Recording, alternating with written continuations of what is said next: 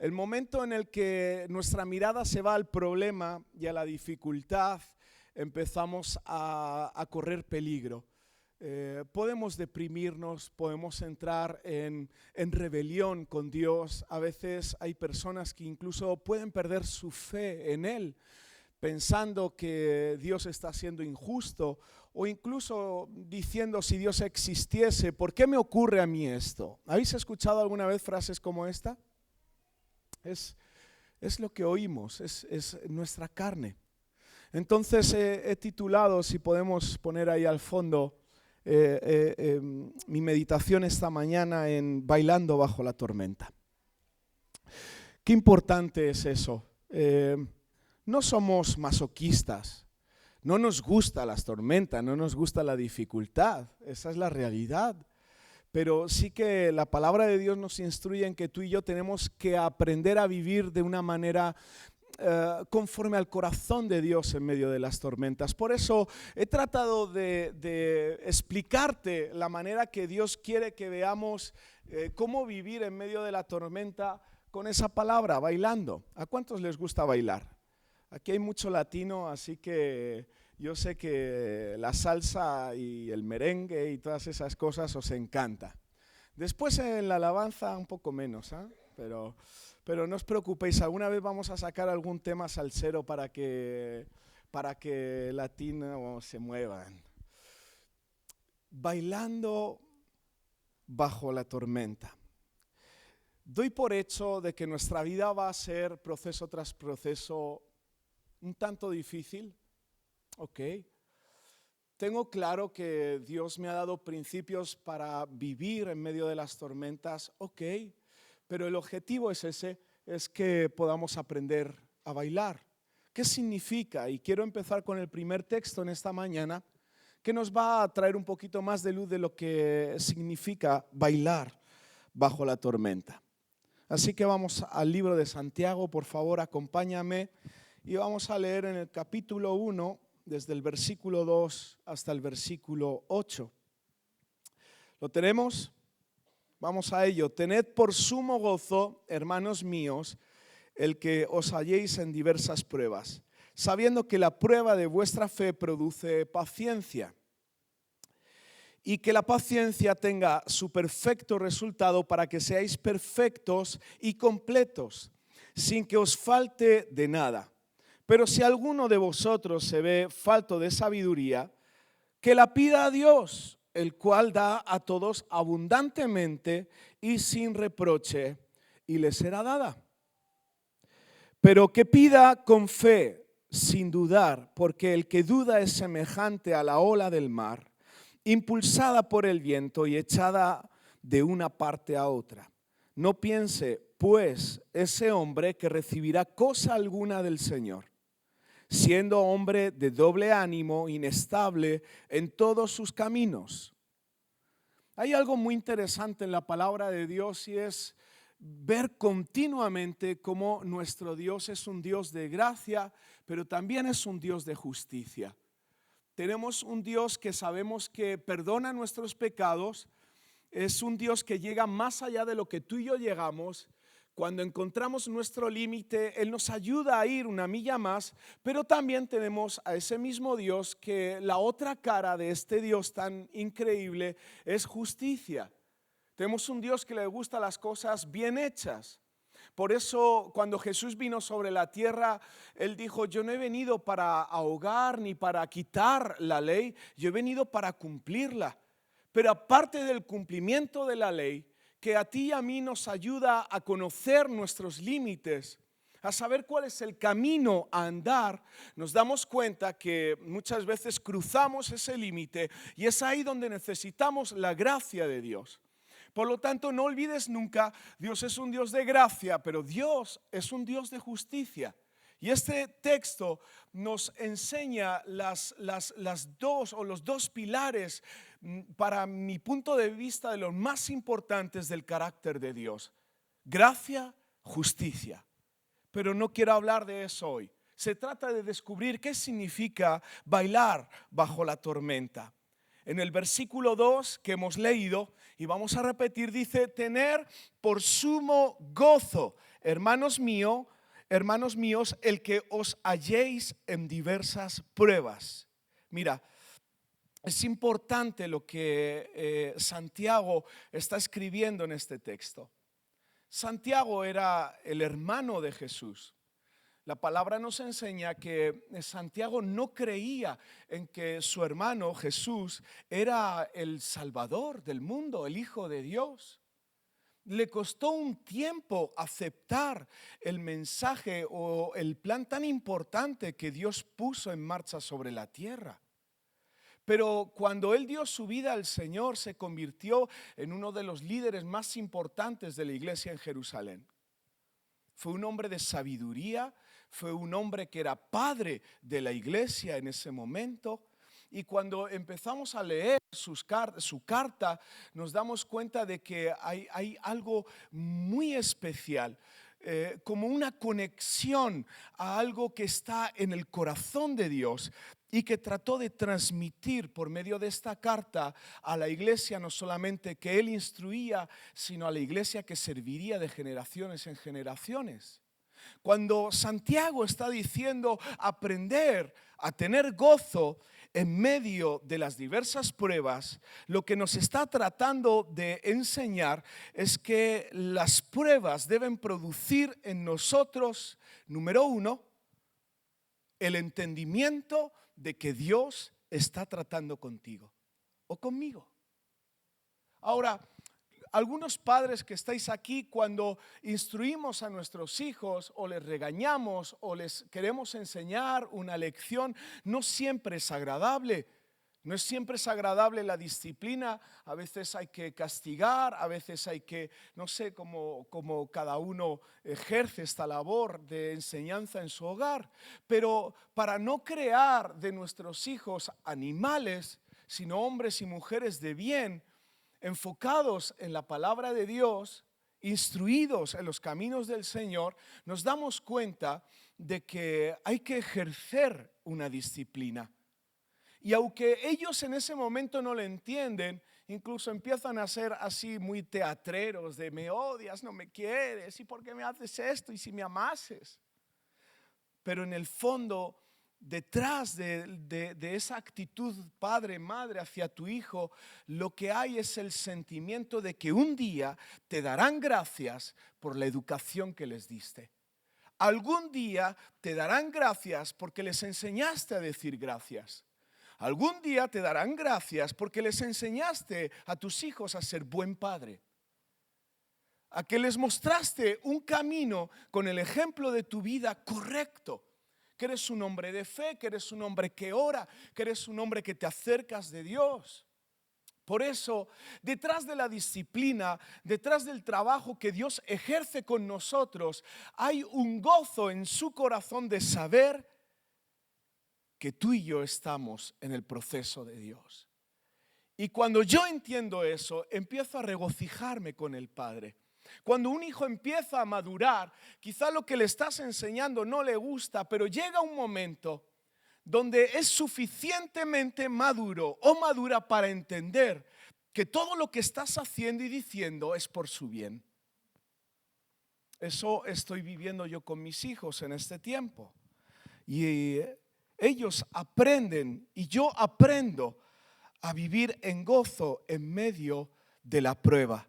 Eso es lo que significa madurez. La madurez nos conecta a un entendimiento de la obra de Dios en nuestra vida. En el versículo 3 dice, sabiendo que la prueba de vuestra fe produce paciencia. Esa palabra tan sonante, has podido escucharla en muchas ocasiones, la paciencia, pero la paciencia es algo en lo que muchas veces no dedicamos el suficiente tiempo. A veces meditamos demasiado poco de lo que significa la paciencia en nuestra vida con Dios. Todo lo bueno, como digo en muchas ocasiones, es fácil. no es fácil, perdón. Todo lo bueno no es fácil, todo lo malo es fácil. Todo lo malo puedes llegar en unos segundos a alcanzarlo, todo lo bueno te costará esfuerzo, dedicación, disciplina. Y la paciencia habla del vehículo en el que tú y yo muchas veces nos ponemos para poder seguir en la escuela de Dios. Dios no hace una obra instantánea sobre nosotros. Dios está llevándonos a procesos y a caminos donde poco a poco Él está obrando y transformando nuestras vidas. Por eso hay caracteres en algunas ocasiones que tardan años en ser pulidos. Por eso hay personas que se dan cuenta que luchan con el rencor durante muchos años de su vida hasta que por fin empiezan a ver un cambio considerable en ellos. Yo muchas veces digo, hay ovejas más lentas, hay ovejas más rápidas, pero lo importante no es la rapidez con la que avanzas en el reino de Dios, sino que tú aprendas a vivir con paciencia, subirte al vehículo de la paciencia y saber que estás en las manos del alfarero. Así que yo te animo en este tiempo a que aprendas a vivir en paciencia. Versículo 4, la paciencia tenga su perfecto resultado para que seáis perfectos y completos sin que os falte de nada. En esos procesos en los que estamos de dificultad, donde no entendemos siempre todo, pero hemos entendido que Dios está tratando con nosotros, por medio de ese vehículo de paciencia llegamos a obtener ese resultado. La perfección o el ser completo sin que nos falte de nada. Ahora, cuando hablamos de la palabra perfección suena a algo que tú y yo nunca lograremos. Y es cierto, nunca seremos perfectos. Pero la palabra de Dios aquí lo que nos está tratando de explicar y enseñar es que la perfección y el estar completo tiene todo que ver con adquirir las riquezas del reino de Dios. Y no tiene nada que ver con lo que tú y yo podemos adquirir humanamente aquí en esta tierra. La palabra de Dios encontramos textos como que diga el pobre, rico soy. Muchas veces vemos otros textos que nos indica que lo que Dios está viendo no es la sabiduría del hombre, sino la sabiduría que viene desde el trono de Dios. Por eso cuando hablamos de ser completos y ser perfeccionados en Él, significa que tú y yo por medio de esas circunstancias estamos logrando llegar al trono de Dios. En ese lugar donde escuchamos su voz, donde somos protegidos por Él, donde somos alimentados por Él. Y por eso es importante que aprendamos a tener esa madurez espiritual, esa integridad. Si alguno de vosotros, versículo 5, se ve falto de sabiduría, que la pida a Dios, el cual da a todos abundantemente y sin reproche, y le será dada. Pero que pida con fe, sin dudar, porque el que duda es semejante a la ola del mar, impulsada por el viento y echada de una parte a otra. Muchas veces, quiero abrir un pequeño paréntesis ahí, nuestras vidas se convierten como en ese pequeño barco que está a la deriva. Hay veces que sientes que estás conectado al Señor y vas hacia un lado y de repente nos desconectamos porque hay una dificultad, un problema que nos está enfriando y volvemos otra vez a conectarnos y muchas veces nos convertimos en un pueblo o una iglesia, hablando del pueblo de Dios, en que somos inconstantes. Y es difícil que Dios pueda hacer su obra en nosotros cuando somos hijos inconstantes. Y empezamos a un lado y a ir a otro y sentir una cosa y después sentir la otra. Y realmente Dios quiere centrar nuestra vida. En el versículo 6 lo hemos leído, dice, pero que pida con fe sin dudar. La oración con fe y sin duda nos conecta a la causa, nos conecta al milagro, nos conecta a lo sobrenatural de Dios. Mira, en ese versículo, si puedes hacer una pequeña película de momentos donde te has sentido sola ante una dificultad, donde te has sentido que ibas a tirar la toalla, que no podías más, seguro que todos podemos imaginar un momento así. Quiero que puedas centrar tu mirada en ese momento de esta manera. Pide con fe sin dudar. La duda es algo que el diablo utiliza para separarnos de lo sobrenatural de Dios. Y en esos momentos empezamos a tratar de entender las cosas de Dios con nuestra inteligencia. Y la palabra de Dios nos enseña que Él ha venido para avergonzar a los sabios de este mundo. Los mayores enemigos de Jesús en la tierra fueron los fariseos. Fueron los escribas, fueron aquellos que pensaban obtener todo el conocimiento de quién era Dios. Por eso Dios no está buscando una iglesia que llene su cabeza de información, sino una iglesia que tenga fe y que no acceda a la duda. No dudes en que Dios va a proveer, no dudes en que Dios te va a ayudar. No dudes en que Dios está contigo. No dudes en que Dios va a restaurar tu matrimonio. No dudes en que Dios guarda a tus hijos. No dudes en que Dios va a bendecir esta iglesia. No dudes en que Dios va a hacer la obra de salvación en medio nuestro. No dudes que Dios quiere usar tu vida. No dudes. Pero lo hemos oído tanto, la fe, el no dudar, que casi yo creo que está grabado en nuestra mente, pero tiene que arraigarse a nuestro corazón para que pueda producir vida esas palabras, para que podamos practicarlas. Por eso yo te invito a que en medio de esta circunstancia que estás viviendo, en este tiempo, en los próximos días, no solamente hagas oraciones de fe, incluso profetizando por lo que Dios va a hacer en ti, sino que no dejes lugar a la duda. Amén. En el versículo 7 y 8, no piense pues ese hombre que recibirá cosa alguna del Señor, siendo hombre de doble ánimo, inestable en todos sus caminos. El doble ánimo con Dios atrae maldición, iglesia. Atrae sobre tu vida una muerte espiritual. Es cuando tú quieres vivir en un yugo desigual. Es cuando tú en momentos anhelas ir hacia la izquierda, en otros momentos deseas ir hacia la derecha.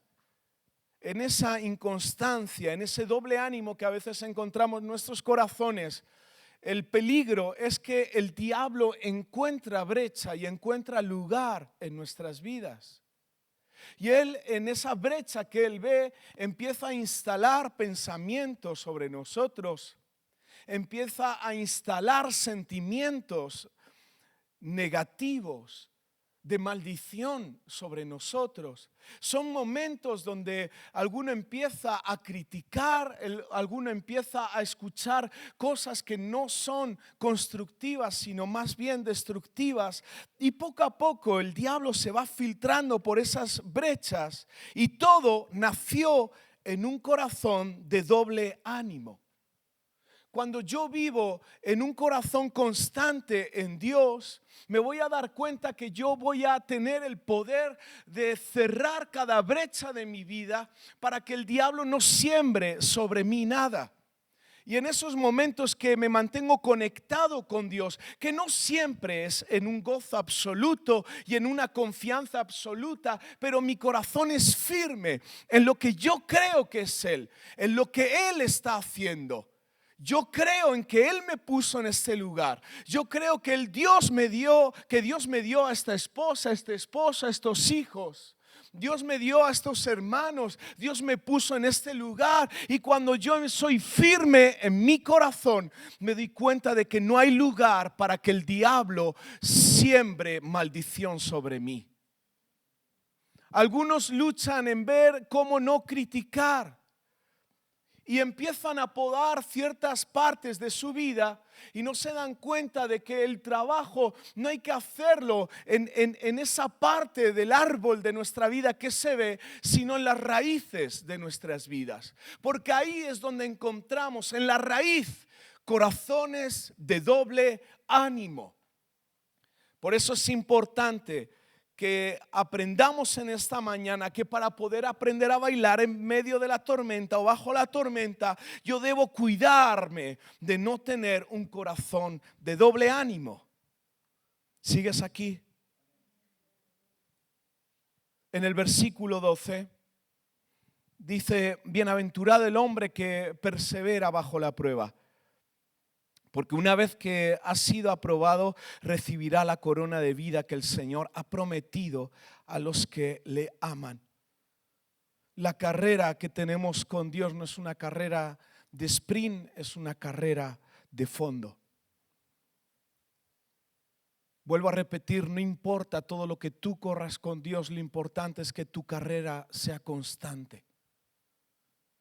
Dios no quiere que nuestras vidas sean como una montaña rusa, que a veces siento que quiero seguirle, a veces siento que ya no quiero. Hay momentos que quiero alabarle y adorarle, y hay momentos que estoy dispuesto a bajar hasta el Hades.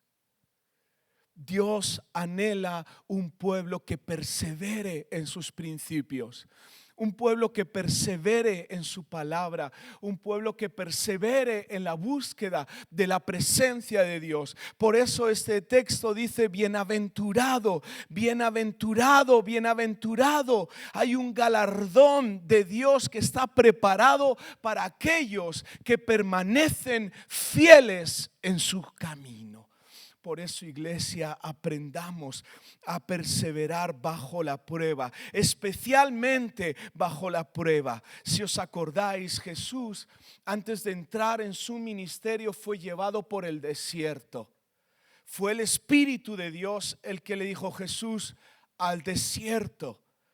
En el lugar de la prueba, en el lugar donde muchas veces tenemos que sufrir el calor, tenemos que sufrir el hambre, tenemos que sufrir la sed, y precisamente en ese momento es donde la palabra del Señor nos está enseñando que tú y yo tenemos que perseverar. Persevera en la prueba, persevera en este momento difícil, persevera aunque no tengas ganas, persevera aunque no veas el fin de esta situación, persevera aunque creas que es duro y que no puedes más, porque la palabra declara que Dios no te va a dar más de lo que puedas soportar.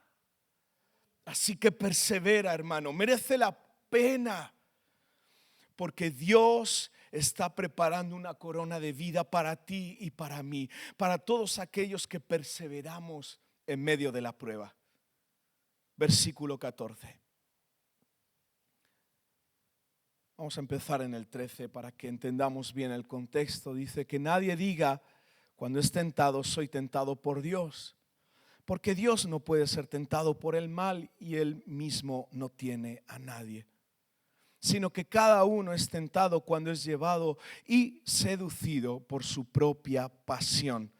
¿Puedes decir conmigo seducido? ¿Cuántos saben lo que significa esa palabra? Todos. Vivimos en la época, yo creo, más difícil en cuanto a la seducción.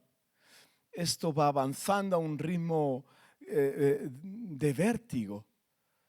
Antiguamente, para poder acceder a cosas como la pornografía, uno tenía que ser mayor de edad. En mi época, cuando yo era jovencito, tenías que ir al puesto de los periódicos. Y ahí, pues, el que vendía los periódicos te preguntaban si eras mayor, no, presentabas tu DNI. Y era la única forma. Después había unas zonas en los videoclubs. ¿Alguien se acuerda de los videoclubs? ¿Hay algún dinosaurio entre nosotros?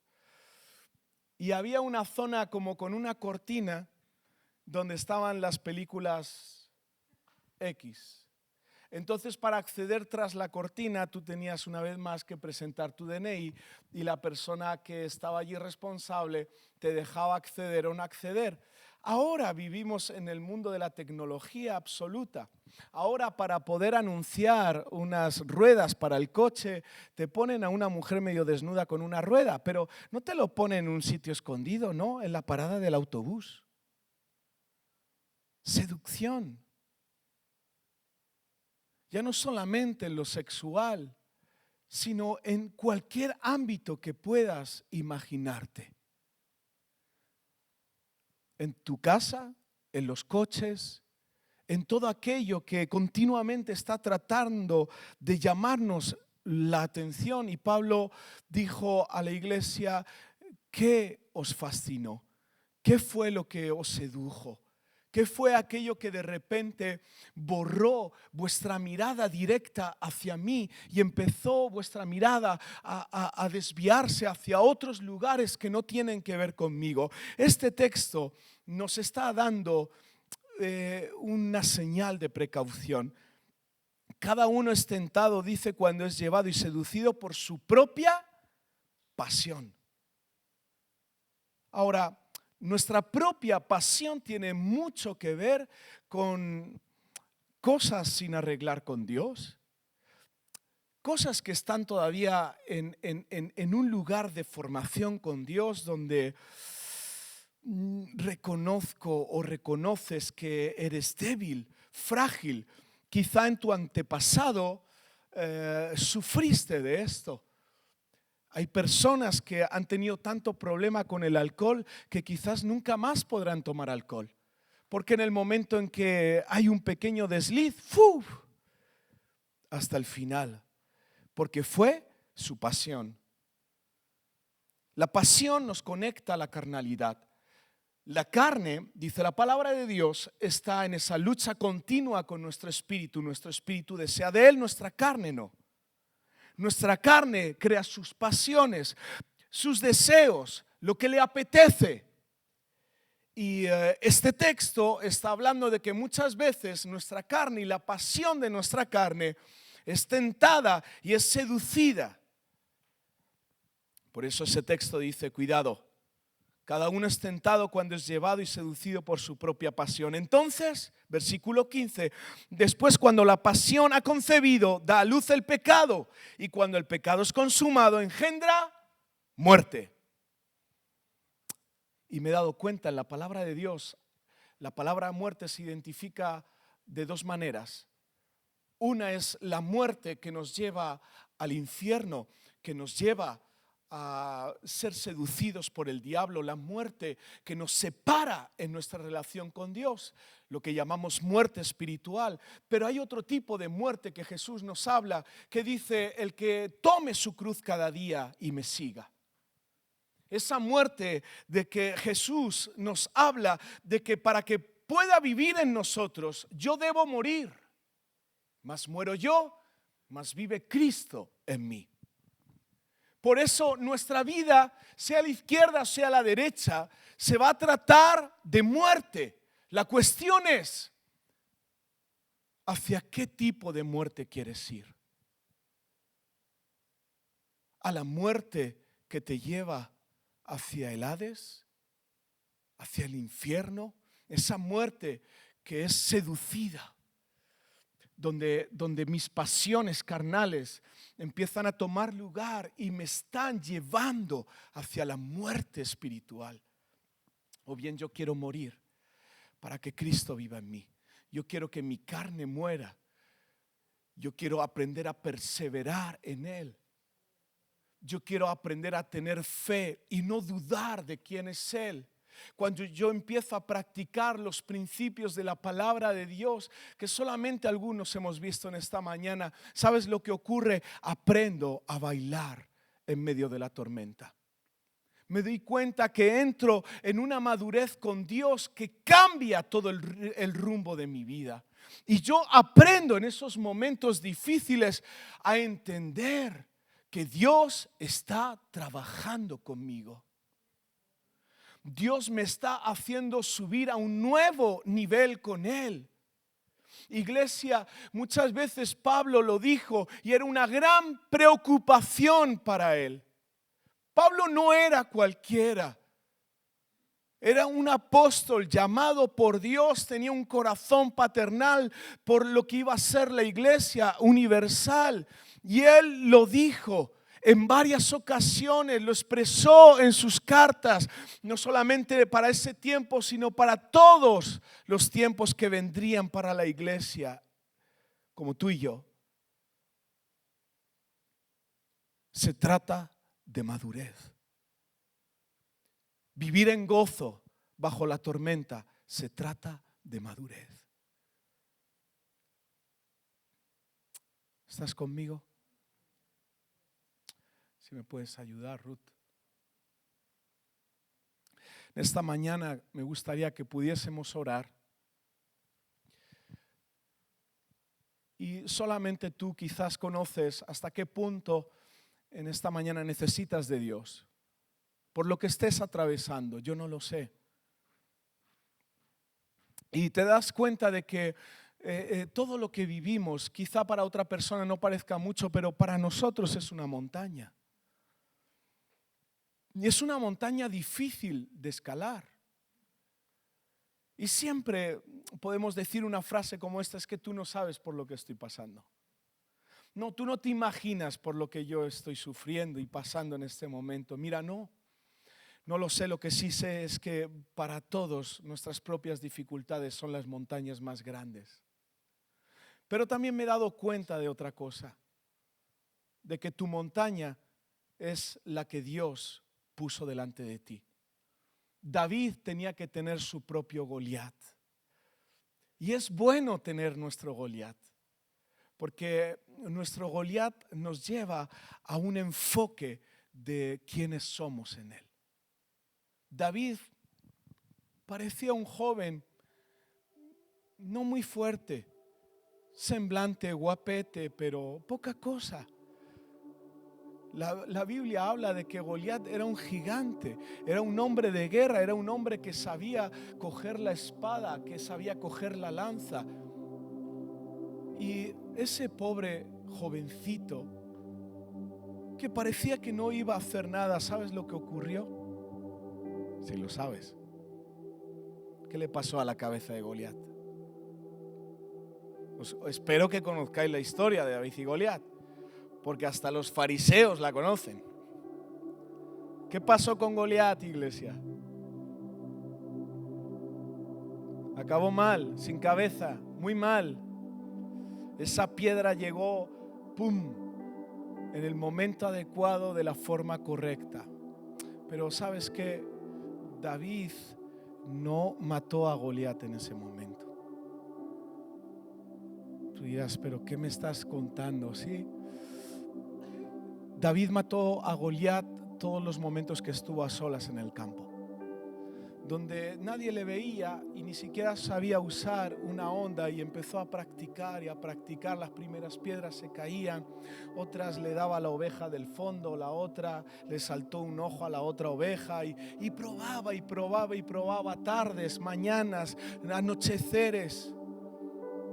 Y de repente, cuando nadie le vio, cuando nadie estaba detrás de él, cuando nadie estaba viendo el entrenamiento, el esfuerzo, lo que David estaba haciendo, tantas horas, tantos momentos, de repente Dios le puso en el momento adecuado de frente de su Goliat.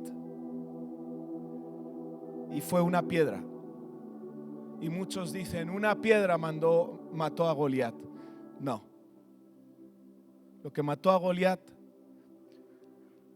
fue el hecho de que David fue un hombre dispuesto a ser tratado por Dios, a ejercitarse en la presencia de Dios, a vivir los momentos de Dios. A veces él pensaba que era injusto, sí, pero estuvo dispuesto. Un hombre que estuvo dispuesto a decir sobre Saúl, un hombre que le odiaba, que quería matarle, que ninguno se atreva a tocarle porque es el ungido de Dios. ¿De qué se trata? De aprender a bailar bajo la tormenta. Disfruta de la tormenta. Aprende en la tormenta. Alaba en la tormenta. Ora en la tormenta. Acércate a Él en la tormenta y poco a poco verás que aprenderás a bailar. Y cada momento que vendrá de nuevo otra dificultad, otro momento difícil, vas a ver que tú seguirás aprendiendo y alcanzarás victorias cada vez con una mayor fe. Y alcanzarás victorias cada vez con un mayor sentimiento de gozo, de saber y entender que Dios está tratando contigo. Bendita tormenta, si tú la trajiste, Señor. Yo quiero aprender a bailar bajo la tormenta. Señor, gracias por tu presencia.